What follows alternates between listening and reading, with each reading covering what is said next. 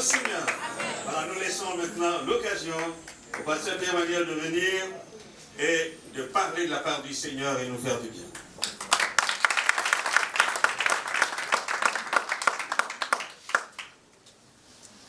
Alléluia. C'est un privilège d'être là à nouveau parmi vous et avec vous pour pouvoir partager, enseigner. La parole de Dieu, c'est notre trésor. Il n'y a pas plus grand trésor que connaître Christ, connaître sa parole. Et c'est une passion qui n'a pas fini de nous saisir et de nous amener plus loin. Alléluia. Amen. Moi, avant de connaître Jésus-Christ, je lisais que des bandes dessinées et ça ne m'intéressait pas de lire. Mes parents me poussaient à lire parce qu'on pense que c'est bon pour ton développement, mais lire, c'est pas intéressant pour moi quand j'ai 16, 17, 18 ans. Mais quand j'ai découvert Jésus-Christ, wow, j'ai pas eu envie de lire, mais j'ai eu envie de connaître Dieu. Amen. Et pour connaître Dieu, il faut lire la Bible, hein, parce que le but de ce livre, c'est de faire connaître celui qui l'a écrit. Amen. Alléluia.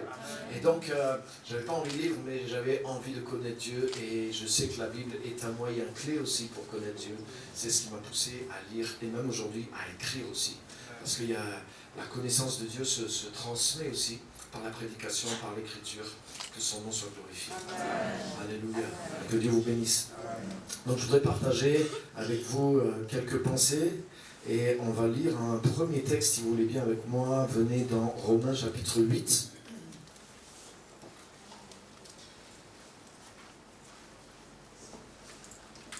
Romains chapitre 8, on va lire à partir du verset 28. C'est un verset très très connu, mais qui est rarement cité dans son contexte. Et donc je veux surtout parler du contexte qui est autour. Donc Romains chapitre 8, verset 28. Je sais que vous connaissez ce verset, vous allez le reconnaître. Quand vous allez le voir, vous allez dire, ah oui, c'est un vieil ami. On l'utilise souvent et on a raison.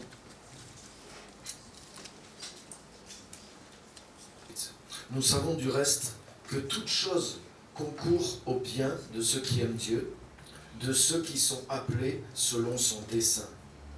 Car ceux qu'il a connus d'avance, il les a aussi prédestinés à être semblables à l'image de son Fils, afin que son Fils fût le premier-né entre plusieurs frères.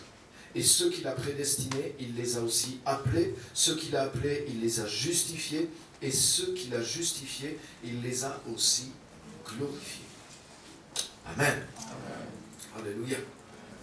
Donc dans le texte, on utilise souvent le verset 28. Et un petit peu souvent on l'utilise quand on a des problèmes. Hein, quand on a des problèmes, mais c'est pas grave, de toute façon, toute chose concourt au bien de ceux qui aiment Dieu. Hein, et on se console un petit peu de nos malheurs. Et souvent, on ne va même pas jusqu'à la fin du verset. Hein, on s'arrête là. Toute chose concourt au bien de ceux qui aiment Dieu. Et vous avez vu, c'est pas tout le verset. De ceux qui sont appelés selon son dessein. Il y a une précision quand même. Hein? Ceux qui aiment Dieu, parce qu'il y a des gens qui aiment Dieu qui ne sont pas nés nouveaux aussi. Il y a des gens qui aiment Dieu qui sont nés de nouveau, mais qui ne marchent pas dans le dessein de Dieu aussi. C'est-à-dire qu'ils ne sont pas vraiment dans le plan de Dieu. Ils sont sauvés, ils sont dans l'avion du salut, ils attendent que l'avion atterrisse au ciel, et ils vont descendre de l'avion. Il y a beaucoup de chrétiens comme ça, vous connaissez les chrétiens comme ça. Chrétiens sauvés, ils ont le ticket du salut. Alléluia, il ne faut surtout pas perdre ce ticket. Donc faisons tout pour garder ce ticket. C'est comme s'ils sont montés dans l'avion et puis maintenant on attend d'être au ciel ou que Jésus revienne pour pouvoir montrer notre ticket. Regarde Seigneur, on est sauvés. Mais le dessein de Dieu pour ses enfants, c'est plus que juste être sauvé. Alléluia. Être sauvé, ça ne nous a coûté rien du tout. Être sauvé, c'est juste quelque chose qu'on a reçu, qu'on a accepté. Et entre le moment où on est sauvé et le moment où on va aller au ciel, il y a toute notre vie qui est là. Et c'est là que le dessein de Dieu veut opérer au travers de nous. Dieu a un dessein pour chacun de ses enfants, Dieu a un dessein pour son Église, Dieu a des plans sur la terre, et le salut qui est en nous peut nous amener, et doit nous amener à grandir pour que nous puissions manifester les plans et la volonté de Dieu sur la terre. Alléluia. Dieu n'a pas juste choisi, par exemple si on prend des personnages dans l'Ancien Testament, mais Dieu n'a pas juste choisi Joseph pour qu'un jour il aille au ciel. Vous êtes là? Ah ouais. Et heureusement que Joseph ne s'est pas contenté d'être sauvé, mais qu'il a perçu le dessein de Dieu. Et dès son jeune âge, vous savez comment Joseph a eu des rêves, des visions, et il a commencé à entrevoir le dessein de Dieu pour sa vie. Et c'est à partir de là que les problèmes sont arrivés. Parce que quand il a commencé à raconter à ses frères la vision qu'il avait vue, ses frères ont dit ok, mais on n'a qu'à le mettre dans un trou, on n'a qu'à le vendre aux Ismaélites et on verra ce que ses rêves vont devenir. Donc, tu as vu, il y a quelque chose qui s'attaque pas simplement à toi, le fait que tu sois enfant de Dieu, mais quand tu veux marcher dans le dessein de Dieu, il y a quelque chose qui s'attaque à toi pour pas que le dessein de Dieu se réalise. Mais la bonne nouvelle, c'est que quand on s'attaque à toi pour que le dessein de Dieu ne se réalise pas, c'est là que Romains 8, 28 entre en jeu. Toute chose concourt au bien de ceux qui aiment Dieu, de ceux qui sont appelés selon son dessein. Ça veut dire que tu ne peux pas réellement connaître quel est le bien que Dieu a pour toi si tu ne marches pas et si tu ne connais pas le dessein de Dieu pour toi. Est-ce que vous êtes là? Amen. Parce que des fois, on utilise ce verset, toute chose concourt pour mon bien, dans le sens, ah ben ça va. Ah, j'ai eu un problème, mais maintenant ça va mieux. Ah ouais, là j'avais pas d'argent, maintenant Dieu m'a béni. Vous voyez, et on pense, on évalue notre bien simplement avec des critères humains. Mais c'est pour ça qu'on a besoin de connaître le dessein de Dieu pour savoir qu'est-ce qui est bien et qu'est-ce qui n'est pas bien. Est-ce que vous me suivez? Amen. Quand Jésus est mort sur la croix, qu'il a dit tout est accompli, mais c'était le plus grand bien pour l'accomplissement de la volonté de Dieu. Quand l'apôtre Pierre a voulu préserver Jésus d'aller à la croix, il a dit à Dieu ne plaise, Seigneur, cela ne t'arrivera pas. Il recherchait son bien, mais simplement sur le plan humain. Et Jésus lui a dit, arrière de moi, Satan. Parce que tu ne penses pas comme Dieu, tu penses comme les hommes. Donc pour savoir qu'est-ce qui est bien à certains moments dans nos vies, il faut qu'on puisse connaître le dessein de Dieu. C'est pas toujours de s'en sortir sans avoir de problème qui est notre bien.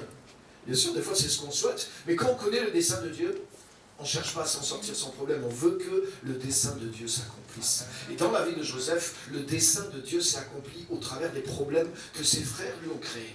Parce que en le vendant à une caravane, les Ismaélites l'ont ramené en Égypte, ils l'ont vendu en Égypte à Potiphar, et c'est là qu'il a commencé à mettre le pied dans sa destinée. Donc là, oui, toute chose concourt au bien de ceux qui sont appelés selon le dessein de Dieu. D'un point de vue humain, on aurait pu dire, mais quel malheur, quelle tragédie, il est en train de tout perdre. Ça concourt à son mal. C'est terrible pour lui, c'est une épreuve. Il n'y a que du négatif dans ce que lui arrive. Mais parce qu'il avait discerné le dessein de Dieu, parce qu'il savait que Dieu l'envoyait dans un certain dessein, il savait que même les souffrances qu'il traversait étaient des jalons et faisaient partie du chemin par lequel Dieu allait le conduire vers sa destinée. Et vous vous rappelez comment, à la fin un peu de son parcours, quand ses frères arrivent vers lui, il dit à ses frères, ce que vous avez pensé en mal, ce que vous aviez pensé en mal, Dieu l'a pensé en bien, afin que ça devienne une source de salut pour de nombreuses personnes et pour un nombreux peuple. Alléluia. Amen. Donc toute chose concourt au bien de ceux qui aiment Dieu, mais de ceux qui sont appelés selon son dessein. Alléluia. Amen. Alléluia.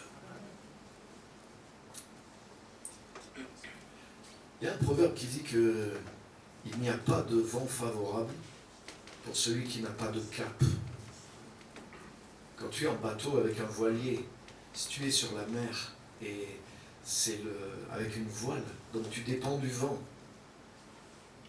Mais ce proverbe dit, il n'y a pas de vent favorable pour celui qui n'a pas de cap. Et c'est vrai. C'est-à-dire que tu dis, le vent souffle comme ça, je vais me laisser porter par le vent, je vais aller là-bas. Le vent tourne dans un autre sens, tu dis, je vais me mettre dans le sens du vent pour aller là-bas. C'est-à-dire que quand tu ne sais pas où tu vas, quand tu n'as pas de cap, il n'y a pas de vent favorable pour toi. Quand tu as un cap, des fois il y a des vents favorables, des fois il y a des vents contraires, mais tu as un cap. Tu sais où tu vas. Alléluia. Et un chrétien qui est juste sauvé, ça ne suffit pas. Un chrétien qui est sauvé doit avoir un cap dans sa vie. Un chrétien qui a été sauvé doit avoir une direction de Dieu pour sa vie, parce qu'il y a un dessein de Dieu, il y a un plan de Dieu dans notre vie que nous devons poursuivre. Et lorsque nous savons où Dieu est en train de nous conduire pour l'ensemble de notre vie, comment il veut qu'on le serve, avec ce que nous avons, avec ce que nous sommes, avec ce que nous allons faire de notre temps et de notre vie sur terre, alors nous avons un cap. Et quand nous avons un cap, nous avons des vents contraires, mais nous avons des vents qui nous sont favorables. Et nous savons qu'à ce moment-là, Dieu travaille dans notre sens, parce que Dieu tient à ce que son dessein s'accomplisse. Et là, toute chose concourt au bien de ceux qui aiment Dieu, qui sont appelés selon son dessein. Amen. Alléluia. Amen. Amen. Amen. Car ceux qu'il a connus d'avance, il les a prédestinés à être semblables à l'image de son Fils. Et c'est ça qui me plaît. Vous savez, une des choses pour que nous puissions accomplir le dessein de Dieu sur la terre. Mais nous avons besoin d'être transformés et de devenir comme Jésus. Alléluia. Et c'est de ça que je voudrais vous parler ce matin. Je voudrais vous montrer que Dieu est en train de nous transformer à l'image de son Fils. Parce que Dieu désire que la manifestation des fils de Dieu, des filles de Dieu, se produise sur la terre. Alléluia. Dans l'épître de Jean, il y a un verset qui dit « Bien-aimés, nous sommes maintenant enfants de Dieu. Et ce que nous serons n'a pas encore été manifesté. » Dans Romains chapitre 8, juste avant ces versets-là, il est dit que la création entière, elle soupire, vous connaissez ce verset, et elle attend la manifestation des fils de Dieu. Parce qu'elle-même, elle a été asservie à la corruption, et elle sera délivrée par la liberté de la gloire des fils et des filles de Dieu.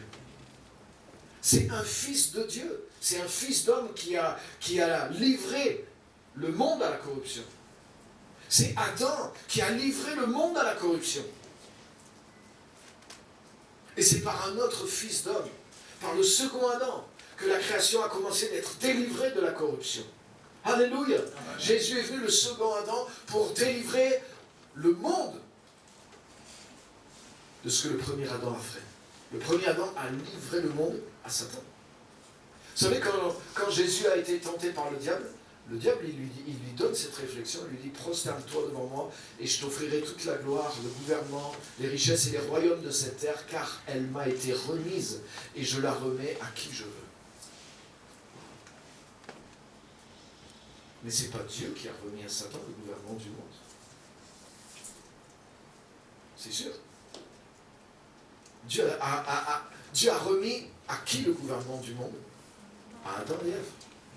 Quand Dieu a créé l'homme et la femme, Dieu leur a remis le gouvernement du monde. Il les a créés, regardez bien ce qui s'est passé. Dieu créa l'homme à son image. Genèse 1, 26. Dieu créa l'homme à son image. Et il lui dit, domine. Dieu créa l'être humain à son image. Il le fit mâle et femelle. Et il les bénit en leur disant, croissez, fructifiez, multipliez et dominez sur toute la création. Autrement dit, régnez, dominez, gouvernez, gérez. Donc c'est l'être humain qui a reçu l'autorité, la gouvernance, le royaume sur la planète Terre. Et quand le diable est venu tenter Adam et Ève, le diable a détourné, le diable a récupéré cette autorité que Dieu avait donnée à l'homme et à la femme. Et c'est pour ça qu'il est le prince de ce monde, il est appelé le prince de ce monde. Mais le roi de ce monde, c'est l'être humain. Le roi de la création, c'est l'être humain. Regarde dans le psaume 8. Qu'est-ce donc l'homme, ô Éternel, pour que tu te souviennes de lui? Tu l'as fait de peu inférieur aux anges. Tu l'as créé de peu inférieur aux anges. Et tu lui as donné la domination sur toutes les créatures. Tu as tout mis sous ses pieds. Et tu l'as couronné de gloire et d'honneur. Alléluia. L'être humain est le roi de la création. L'homme et la femme sont les rois et les reines de la création. C'était ça l'idée de Dieu. Et le diable est venu, il a usurpé, il a trompé et il a récupéré cette autorité. Et c'est pour ça que Jésus-Christ est venu. Jésus est venu récupérer la couronne que Adam et Ève ont donnée, se sont fait voler, se sont fait dépouiller par le diable. Alléluia. Et vous savez qu'est-ce qui donnait la légitimité à Adam et Ève de gouverner le monde? Mais c'est dans le verset aussi que j'ai cité de Genèse 1, 28. Regarde bien. Dieu créa l'être humain à son image. Et il lui dit maintenant, domine sur la création. Alléluia. Entre parenthèses, tu remarqueras, il ne dit jamais domine sur les autres êtres humains. Un être humain ne doit pas dominer sur un être humain. Un roi ne domine pas sur un roi. Alléluia. Quand un être humain essaie de dominer sur toi, c'est diabolique. Quelle que soit la manière dont il essaie de le faire, c'est diabolique. Aucun être humain, l'être humain n'est pas fait pour être dominé par l'être humain. L'être humain est fait pour être sous le gouvernement de Dieu.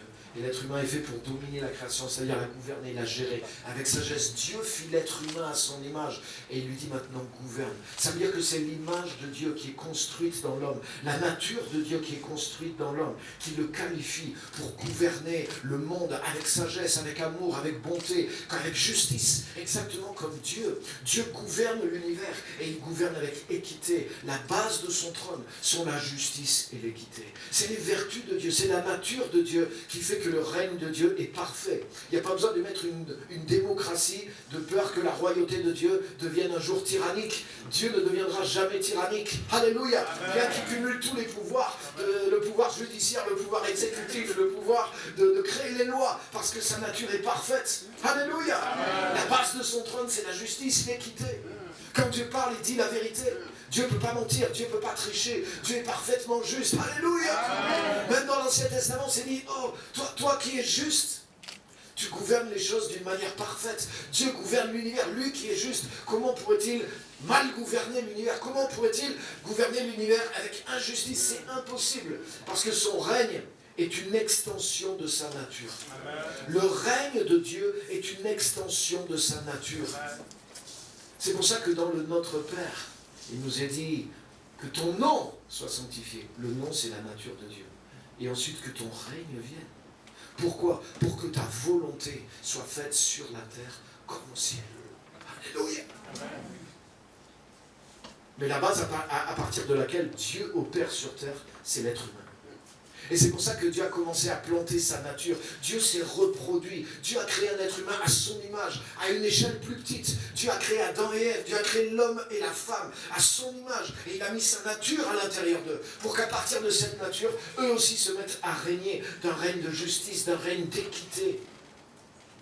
Alléluia. Amen. Et ce que Jésus est venu restaurer sur terre, c'est le royaume de Dieu. C'est-à-dire, c'est cette gouvernance, cette justice dans la manière d'opérer. Et pour ça, les amis, il a besoin de gens qui soient faits à son image aussi. Et ces gens, c'est qui? C'est Alléluia.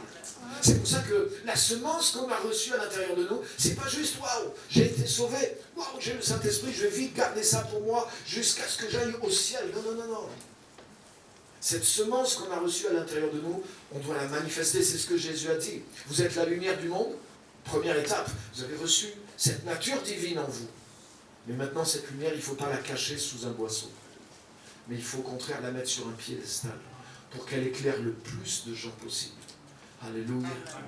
Vous savez, les ténèbres ne règnent que jusqu'à ce que la lumière arrive.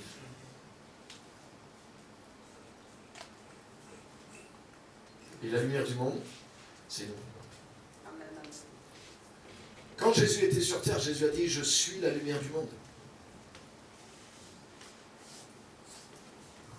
Mais Jésus a dit aussi à ses disciples « Vous êtes maintenant, c'est vous qui êtes la lumière du monde. Et c'est vous qui êtes le sel de la terre. » Alléluia. Jésus est venu restaurer en nous ce qu'Adam et Ève avaient perdu. Mais Jésus n'est plus sur la terre, physiquement. Il a dit « Je suis la lumière du monde ». Pendant que vous avez la lumière, croyez dans la lumière afin de devenir enfant de lumière. Le fait de, et c'est ce qu'on voit, on connaît tout ça dans Jean 1, le fait d'avoir cru dans cette parole et d'avoir reçu cette parole nous a donné le pouvoir de devenir enfants de Dieu. Nous ne sommes pas enfants de Dieu en espérance, nous sommes devenus enfants de Dieu. Et Jésus dit, croyez dans la lumière afin de devenir la lumière. Ce n'est pas quelque chose qu'on espère recevoir un jour. La lumière de Dieu, ce n'est pas juste même quelque chose qu'on reflète. C'est pas juste, oui, Dieu nous éclaire, nous on reflète sa lumière. Jésus dit plus que ça. Il dit pas vous reflétez la lumière, il dit vous êtes la lumière. C'est rentré dans notre nature, c'est ce que nous sommes devenus. Nous sommes devenus enfants de Dieu. Nous sommes des fils et des filles de Dieu. Et ce que nous serons n'a pas encore été manifesté. Wow. Alléluia. Amen. Il y a quelque chose au sujet de ce que nous sommes en tant qu'enfants de Dieu qu'on doit découvrir par révélation. Il y a quelque chose que nous sommes devenus par le fait d'être en Christ, qu'on doit saisir par la révélation et par la parole de Dieu. Et des fois, dans notre exposition de l'Évangile, on veut tellement préserver les chrétiens, on a tellement une grande foi, excusez-moi, mais on a une grande foi, nous les pasteurs. dans la puissance du péché, dans la puissance de la chute, dans la puissance de la corruption, dans la puissance de Satan, qu'on veut tellement, comme avec nos enfants, des fois on veut tellement protéger nos enfants de tous les dangers qu'il y a dans le monde qu'on les met sous une cloche, on les met sous une bulle, mais un jour ils vont devoir sortir. Et c'est peut-être pas toujours la meilleure façon de les préparer. Et on veut des fois tellement préserver les chrétiens à l'église que des fois, waouh! Mais il y a une partie de l'évangile qui doit nous être révélée. Parce qu'il y a une partie de l'évangile qui montre qu'il y a une force, il y a une puissance, il y a une gloire dans ce qu'ont reçu les enfants de Dieu. Et si les enfants de Dieu grandissent, s'emparent de ces choses et deviennent mûrs dans la foi, les amis, ce n'est pas juste des petits enfants de Dieu qui vont jouer dans la cour, mais c'est les fils et les filles du royaume par lesquels le plan de Dieu, les desseins de Dieu vont s'exécuter sur la terre et par lesquels des nations vont être transformées et disciplinées. Alléluia! Jésus a pris une douzaine de gens communs, des gens qui n'avaient rien de spécial. Et au travers de ce qu'il leur a appris pendant 3 ans et demi, il les a transformés complètement. Et vous réalisez au moment où Jésus les a laissés, ils étaient 11, et Jésus leur dit, allez, faites de toutes les nations des disciples. Au revoir. Et il est parti. Ils auraient pu dire, mais on est 11. Pas d'argent, on n'a pas de... Faites de toutes les nations des disciples. Comment on va faire ça? Jésus lui-même, pendant ses 3 ans et demi de ministère, il n'a fait que le pays d'Israël, qui est un tout petit pays. C'était sa mission, c'était le dessein de Dieu pour lui. Son ministère terrestre, il a dit non, je n'ai été envoyé qu'aux brebis perdues de la maison d'Israël. Il n'est pas sorti des frontières d'Israël, à peine des fois. Mais il n'a pas exercé son ministère ailleurs. Et maintenant, lui, il dit à ses disciples, vous, c'est le monde entier. Et dépêchez-vous, ça commence maintenant. Et il est parti. Mais le plus beau de l'histoire, c'est quoi? C'est qu'ils l'ont fait. Le plus beau de l'histoire, c'est qu'ils l'ont fait. Et en réalité, ils avaient tous sur plus de 30 ans. C'est à peu près sûr. Peut-être 25, on va dire, les plus jeunes. Mais ils étaient autour de la trentaine. Ils sont tous morts. À part l'apôtre Jean, ils sont tous morts en martyrs. Donc ils n'ont pas atteint 90 ans. Peut-être qu'ils sont morts à 60, 70. Même visons large, admettons qu'ils aient 20 ans et qu'ils soient morts à 70, ils ont eu 50 ans. En 50 ans, ils avaient conquis toutes les nations qui étaient connues à l'époque. Ils ont amené l'évangile dans toutes les nations, dans tous les pays, à 11 personnes en une génération. Sans moyens technologiques, sans argent. Comment ils ont fait ça? Sans Jésus avec eux physiquement. Encore si Jésus avait été avec eux, on aurait dit ouais c'est normal, c'est Jésus qui est avec eux, donc ça explique pourquoi. Mais Jésus n'était plus avec eux. Ouh. Ça veut dire qu'ils ont découvert quelque chose, ils ont découvert le pouvoir des fils de Dieu. Ils ont découvert et ils ont marché dans le pouvoir d'être un fils et d'être une fille de Dieu. Alléluia. Ils n'ont pas dit bon Jésus est plus là, allez on va rentrer à la synagogue, on va l'adorer, on va faire des cultes, on va célébrer, Ils ne sont pas restés juste dans l'aspect cultuel de ce qu'ils avaient reçu. Ils ont développé le gouvernement du royaume. Faites de toutes les nations des disciples. Dans Romains 1,5, il est dit, Jésus-Christ notre Seigneur, par qui nous avons reçu la grâce et l'apostolat, pour amener à l'obéissance de la foi toutes les nations. C'est pas juste quelqu'un, c'est pas juste l'autorité qu'on a reçue en tant que chrétien, c'est pas juste d'amener une personne à l'évangile. Romains 5, il dit on a reçu la grâce et l'apostolat pour amener en son nom à l'obéissance de la foi toutes les nations. C'est-à-dire qu'il y a une capacité, il y a un ordre de Dieu pour pouvoir amener les nations à obéir à la foi. Elles doivent plier devant les principes de Dieu, devant le royaume de Dieu. C'est fort. Alléluia. Amen. Vous savez quoi, si Jésus a dit ça, c'est que c'est possible de le faire. Si Jésus nous envoie pour conquérir des nations, ça veut dire que c'est possible de le faire. Ça veut dire qu'il y a un potentiel en nous qui est plus grand que ce qu'on pense. Et on doit découvrir le dessein de Dieu. On doit découvrir qui nous sommes en tant qu'enfants de Dieu. On doit découvrir le potentiel. On ne doit pas juste avoir peur de tout ce qui peut nous arriver si on enfreint telle chose, si on enfreint telle chose. On doit découvrir la force et le pouvoir qu'il y a dans les enfants de Dieu. Alléluia. Alléluia. Nous savons du reste que toute chose concourt au bien de ceux qui aiment Dieu, de ceux qui sont appelés selon son dessein. On est appelé dans un dessein, on est appelé à un service, on est appelé à une mission. Jésus-Christ nous a restaurés dans la capacité de royaume, dans la capacité d'exercer l'autorité de Dieu, d'exercer l'influence de Dieu. Pas simplement dans nos vies, pas simplement dans nos familles, mais même sur les nations, sur les structures des nations, sur le monde spirituel. Il y a trop de chrétiens qui ont peur du diable. C'est vrai ou c'est pas vrai? Moi, je vis à Clermont-Ferrand en France, mais j'ai la plus grande église noire de Clermont-Ferrand. C'est une majorité de noirs qui sont dans mon église. Haïtiens, Congolais, Camerounais, Ivoiriens, j'ai des gens de toutes les nations. Donc tous les problèmes là, les démons et tout ça, on en a. On en met dehors, régulièrement. Mais quand quelqu'un, ça fait 30 ans qu'il est chrétien, ou 10 ans qu'il est chrétien, et qu'il croit encore que c'est tel lien, c'est ceci, c'est cela, et qu'il a besoin d'être délivré, il y a quelque chose qui n'est pas normal. Alléluia. Ça veut dire qu'il y a quelque chose, il y a un moment où tu dois prendre ta position de domination. Quand le royaume a été donné à Adam et Ève, il y a une petite précision, rien n'est de trop dans la parole de Dieu, c'est ça que j'aime, chaque mot est insufflé de Dieu. Et regarde, Dieu avait dit à Adam et Ève, je vous donne l'autorité sur tous les animaux, ceux qui volent dans les airs, ceux qui nagent en mer et ceux qui rampent sur la terre. Ceux qui rampent sur la terre. Ça fait penser à quoi? Merci. Donc tu as vu, il y a une anticipation de Dieu. Ça veut dire même lui qui est malin et qui rampe sur la tête, je t'ai donné le pouvoir et l'autorisation et l'autorité contre lui aussi. Jésus dit, voici, je vous ai donné pouvoir sur les serpents et les scorpions et sur toute la puissance de l'ennemi et rien ne pourra vous nuire. Moi j'aime bien, il y a deux absolus. Je vous ai donné la puissance sur toute la puissance de l'ennemi et rien ne pourra vous nuire. Ça ne veut pas dire 90%, ni 99%, ça veut dire 100% sur les deux fois. Alléluia. Amen. Romains 16:20 dit aussi, le Dieu de paix écrasera bientôt Satan sous vos pieds. Alléluia. Amen. Parce que nous sommes la descendance de Christ. La descendance dont Dieu a parlé dans Genèse 3:15.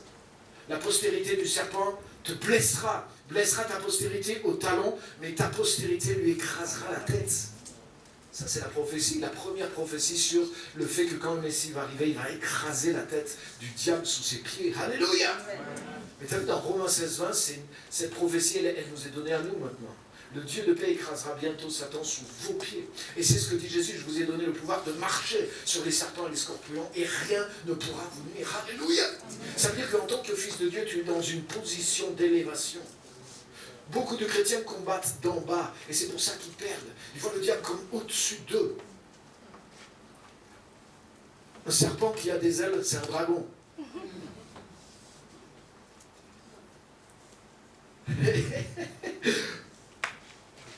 Mais Satan, le serpent, il a perdu ses ailes. Il a été précipité. Et c'est nous qui avons été élevés. Nous ne combattons pas depuis en bas, nous combattons depuis en haut. Et c'est pour ça que nous marchons sur les serpents et les scorpions. Et tu sais quoi, sans même faire exprès de les écraser, t'avais qu'à pas être sous mes pieds. Parce que moi, dans le dessein de Dieu, je dois aller là. Et pour aller de là à là, la ligne, elle est comme ça. Donc si tu étais là sur mon chemin, c'est tant pis pour toi. Je ne vais pas chercher les serpents et les scorpions pour aller les écraser, non. Je marche dans un dessein de Dieu. Je vais dans le plan de Dieu. Pour moi, j'accomplis ce que Dieu me demande de faire. Et quand je suis dans la volonté de Dieu, ben, j'avance. Et quand j'avance, ben, j'entends... Amen.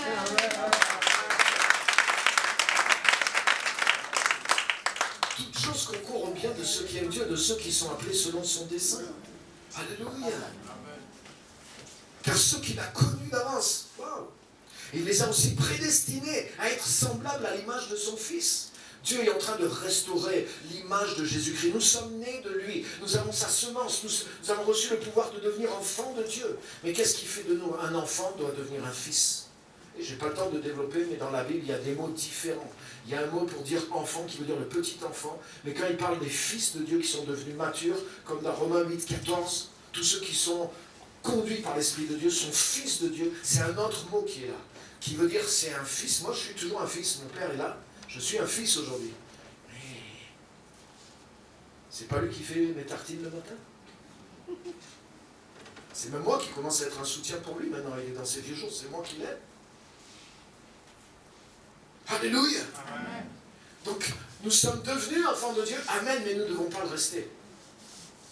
Dieu travaille à restaurer l'image de son Fils pour que nous parvenions à la stature d'homme fait. Et c'est quoi la stature d'homme fait? La Bible dit la stature parfaite de Jésus-Christ. Donc on doit arriver à devenir comme lui. On doit devenir comme lui dans notre caractère, mais dans notre pouvoir, dans notre autorité, dans notre mission aussi. Jésus a grandi spirituellement jusqu'à l'âge de 30 ans et il est resté relativement normal.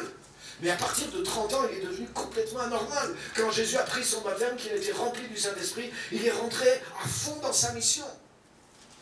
Et là, il a manifesté vraiment le pouvoir et la puissance du Fils de Dieu sur la terre. Alléluia. Donc ça veut dire qu'il y a un temps de croissance, il y a un temps de préparation qui est normal, de développer la vie. Jésus était né de l'Esprit, conçu de l'Esprit, il est né de l'Esprit dans sa naissance. Mais c'est seulement à l'âge de 30 ans que la bombe a explosé. Ce qu'il était n'était pas encore manifesté. Mais quand ça s'est manifesté, ça a fait du bruit. Alléluia. Et c'est ça notre but. Notre but en tant qu'Église, c'est de faire grandir la vie de Jésus dans les chrétiens. Pas juste pour qu'ils soient juste qu'ils restent sauvés, mais pour que cette vie de Christ devienne la maturité et qu'elle se manifeste, qu'ils rentrent dans le plan de Dieu pour eux, qui contribuent à l'œuvre de Dieu sur la terre, qu'ils accomplissent le dessein de Dieu avec cette vie de Jésus-Christ qui est parvenue à maturité à l'intérieur d'eux. Alléluia. C'est ce qui est dit dans Éphésiens 4, le but des ministères, c'est que l'Église ne reste pas comme des enfants, ballottés, mais qui deviennent des adultes et qui rentrent même dans l'exercice de leur mission, de leur ministère. Le but des ministères, c'est que le corps de Christ exerce son ministère dans le monde. Ça, c'est Éphésiens 4, 11 à 16. Je n'ai pas le temps de développer, mais la pensée, c'est ça. Ceux qu'il a connus d'avance, il les a prédestinés à être semblables à l'image de son Fils, afin que son Fils fût le premier-né d'entre plusieurs frères. Donc on va se ressembler. On va dire ça, c'est les petits frères et les petites sœurs de Jésus, ça se voit dans le pouvoir qu'il y a sur eux, dans la grâce qu'il y a sur eux, dans l'amour qu'il y a sur eux, la capacité d'aimer leurs ennemis, la capacité de sacrifier leur vie pour reproduire cette vie du royaume de Dieu dans d'autres. La capacité de racheter les structures, de se battre pour la justice, pour la vérité. Alléluia. De faire triompher la lumière contre les ténèbres. Alléluia. Les amis, tout ne se joue pas dans la prière. On prie trop. Là, il n'y a aucun pasteur qui enseigne ça. Moi, je prie, je jeûne. Je vous garantis, le combat spirituel, la prière, le jeûne. Si je fais le cumul de mes jours de jeûne aujourd'hui, depuis que je suis dans le ministère, c'est pas des mois, c'est en années. Donc je connais la prière. Je suis pas le petit blanc qui sort d'une école de théologie. Je connais le jeûne et la prière. Je peux défier pas mal d'entre vous à ce petit jeu. Les dons de l'esprit, je connais un petit peu aussi. Alléluia. Qu'est-ce que je veux dire par là? Je veux dire, on a besoin d'être transformé. On a besoin de croître. Et on prie trop. Et il y a un temps pour prier. Je ne veux pas rabaisser la prière. Mais si on ne fait que prier, les ténèbres ne sont pas chassées. Les ténèbres sont chassées quand la lumière vient. Comment le diable a été vaincu? Parce que Jésus s'est manifesté. Il a manifesté sa vie de fils de Dieu sur la terre. Il a fait briller la lumière. Il y avait des prophètes. Il y avait tout. C'est écrit quand Jésus arrivait, les gens, ils attendaient le royaume de Dieu. Il y avait des intercesseurs. Il y avait des gens qui priaient pour que le Messie vienne. Mais ces prières-là ne pouvaient pas chasser les ténèbres. Elles ont eu leur part, elles ont eu leur rôle, mais il faut qu'il y ait la prière. Et la prière travaille, la prière prépare le terrain. La prière nous aide aussi pour que nous puissions grandir, pour que la lumière soit bien établie en nous. Mais une fois que la lumière est en nous, que nous connaissons le plan de Dieu pour nous, qu'on sait là où on doit aller, là où on doit conquérir, on doit se positionner et on doit commencer à prendre le territoire. Bien sûr, il faut l'accompagner de prière. Mais qu'est-ce qui chasse les ténèbres? C'est lorsque la lumière se plante dans un territoire. Alléluia. S'il n'y avait pas eu des fils et des filles de Dieu qui étaient venus planter le flambeau de l'évangile dans votre nation et dans la mienne, les ténèbres ne seraient pas parties. La France, avant que l'évangile vienne, c'était des barbares qui étaient là. Il y avait toutes sortes de hordes, de tribus. Il y avait des Celtes. Les Celtes, c'est des gens, ils buvaient dans des crânes humains. Quand ils arrivaient, ils massacraient, ils violaient tout le monde, ils tuaient tout le monde à l'épée. Et ils faisaient la fête le soir parce que c'était un jeu pour eux. C'était des gens sans foi ni loi. C'était à peine des êtres humains. C'est ces gens-là. C'était des barbares. Les Francs, les Visigoths, les Ostrogoths, c'était toutes des hordes de tribus qui envahissaient l'Europe. Et c'était, on appelait des barbares. Même la Bible en parle. Hein, il parle des barbares. C'était des gens, des sanguinaires. Mais il y a des chrétiens qui ont été évangélisés, ces gens-là, et qui sont morts pour les gagner à Christ. La lumière est venue dans les ténèbres.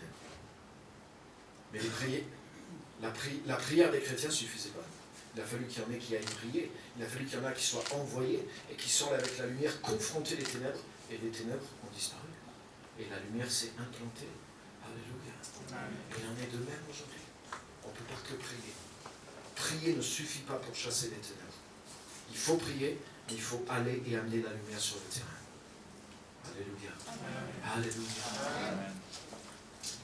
Ah, on leur retourne, hein, j'aurais tellement de choses à vous dire. Le verset 30, je veux juste terminer avec ça, je vais juste vous mettre l'eau à la bouche.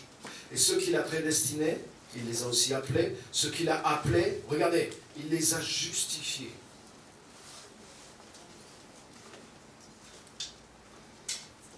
Là, je pourrais passer une semaine pour parler sur ça. Qu'est-ce que c'est être justifié? Être rendu juste par Dieu. Et je ne veux pas rentrer là-dedans. Mais déjà, beaucoup de vrais chrétiens qui sont nés de nouveau, ils ne saisissent pas ce que c'est d'avoir été justifié. C'est quelque chose qui est accompli, c'est écrit. Ceux qu'il a appelés, là, beaucoup de chrétiens, oui, je sais, oui, j'ai été appelé. Dieu m'a appelé, il m'a appelé au salut, il m'a appelé à le connaître. Amen, ça c'est fait. Non, c'est écrit, Dieu vous a justifié aussi. Déjà, qu'est-ce que ça veut dire? Il nous a rendus justes. C'est plus que être pardonné. Il y a plusieurs versets dans la Bible, je n'ai pas le temps de le développer, mais il y a des versets qui disent, par exemple, Romains 5,8, lorsque nous étions pécheurs, Dieu prouve son amour envers nous en ce que lorsque nous étions pécheurs, Christ est mort pour nous. Mais à présent que nous avons été rendus justes par son sacrifice. La Bible dit que nous étions pécheurs et nous sommes des justes maintenant. Et ce n'est pas juste une question de position. Il y a une question de position, mais une question de nature. Être pécheur, c'est un vrai problème. C'est une question de nature. Par un seul homme, le péché est rentré dans le monde. Romains 5. Et une multitude sont rendus pécheurs. C'est écrit aussi. Par la désobéissance d'un seul, une multitude a été rendue pécheur, mais par l'obéissance d'un seul, une multitude a été rendue juste. Il y a une nature de justice, il y a une justification et il y a une nature de justice, la même nature du Fils de Dieu qui a été transférée dans les enfants de Dieu. Mais peu saisissent ça. C'est tellement prêché la peur du péché dans les églises que beaucoup de chrétiens, ils vivent avec une conscience, pour eux ils sont encore pécheurs. Et ils doivent faire attention au péché. Ils ont plus la conscience du péché que la conscience de la justice. Il y a quelque chose qui manque.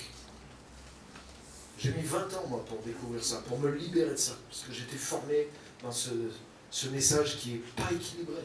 Un message de condamnation. Mais regarde maintenant.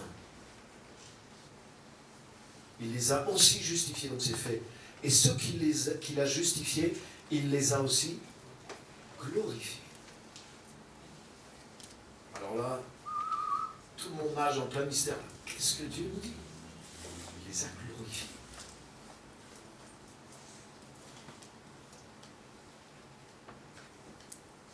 Et c'est écrit au passé. Donc je ne veux pas rentrer là-dedans. Mais ça veut dire quoi? Ça veut dire qu'il y a quelque chose qu'on doit creuser. On doit découvrir. Nous sommes plus que ce que nous pensons être. La Bible dit ce que nous serons n'a pas encore été révélé. Il y a quelque chose qui est en nous, même nous on ne le voit pas des fois. C'est pour ça qu'on a besoin de la parole de Dieu.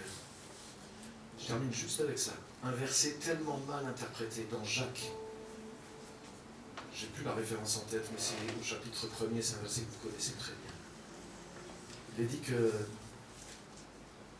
celui qui écoute la parole et qui la met pas en pratique, il est semblable à un homme qui regarde dans son visage, dans son miroir, son visage naturel, et aussitôt après, il oublie qui il était. Et moi, j'ai entendu souvent prêcher ce message pour dire « Ah, la parole de Dieu est là, elle te montre tes défauts. Tu te lèves le matin devant ton miroir, tu es tout moche, et tu dois te remettre comme il faut. » C'est toujours l'interprétation que j'ai eue. Un jour, le Saint-Esprit m'a ouvert les yeux, et c'est pas du tout ça. La parole de Dieu, elle te révèle qui tu es en Jésus-Christ. La parole de Dieu, elle te révèle ce que Dieu a fait de toi, ce que tu ne peux pas voir avec tes yeux naturels. Parce que voir mes défauts, je n'ai pas besoin de la parole de Dieu pour ça. J'ai ma femme qui est là. J'ai ma femme qui est là. Non, j'ai moi-même. Moi-même, je vois mes défauts, je connais mes défauts, je connais mes faiblesses. Et on a souvent mis le Saint-Esprit comme quelqu'un qui est là et qui est là tout le temps en train de nous montrer nos fautes, nos péchés pour qu'on se repente. Mais il y a quelque chose qui n'est pas juste là-dedans. Il convaincra le monde de péché, mais il nous convaincra, nous, de justice, justement. Donc il nous révèle que nous sommes justes. Et la parole de Dieu nous révèle ce que Dieu a fait de nous en Jésus-Christ. Et quand tu commences à voir, et que tu n'oublies pas qui tu étais, tu marches dans qui tu étais. Par exemple, c'est la parole de Dieu qui t'a révélé que tu étais pardonné par le sacrifice de Jésus. Et tu t'es installé là-dedans. Et quand tu t'es installé là-dedans, tu as vu qu'il y avait le ciel t'appuyait, c'était réel. Tu pouvais avoir une relation avec Dieu. Maintenant, imagine si tu saisis que tu es justifié. Et si tu saisis que tu es glorifié. Parce que la Bible dit, tu vas marcher dans la justice de Dieu. Et tu vas marcher dans la gloire de Dieu. Tu vas voir que la gloire de Dieu est sur toi. Lève-toi, brille. Parce que la gloire de Dieu est sur toi. Des nations marcheront à ta lumière. Alléluia. Amen. Alléluia. Les amis, il y a quelque chose que nous avons déjà en Christ et que nous avons besoin de voir. Tu as besoin d'avoir la révélation de qui tu es. Et c'est là que tu vas voir que toute chose concourt vraiment au bien de ceux qui aiment Dieu, de ceux qui sont appelés selon son dessein. Alléluia. Amen. Vous voyez, je ne peux pas. C'est juste, c'est comme une introduction. Ce message, c'est une introduction à tellement de choses. Et je vous encourage à prendre la parole, à chercher le Seigneur, à utiliser ce message pour dire, mais waouh, j'ai des richesses autour de moi, je ne les vois pas. J'ai des richesses en moi peut-être que je n'ai pas perçues. Je veux l'esprit de révélation, je veux comprendre ces choses. Je veux me lever, je ne veux pas rester immature spirituellement. Je ne veux pas rester inutile en tant que chrétien. Mais je veux que la vie du Fils de Dieu soit manifestée en moi, soit mature en moi. Pour être un fils, une fille du royaume. Et pouvoir conquérir, pour pouvoir briller, pour pouvoir agir en son nom. Pour pouvoir manifester sa gloire. Seigneur, si j'ai été justifié, si j'ai été glorifié, mais c'est pour manifester la gloire de Dieu. Si la gloire de Dieu est sur moi, je peux manifester cette gloire. Alléluia. Il y a quelque chose de plus qui est déjà à l'intérieur de toi. Que Dieu te donne la soif, que Dieu t'aide à chercher, à découvrir, à recevoir, à saisir ce que tu as déjà reçu en Christ et à le manifester dans les temps qui viennent. Que Dieu vous bénisse. Amen.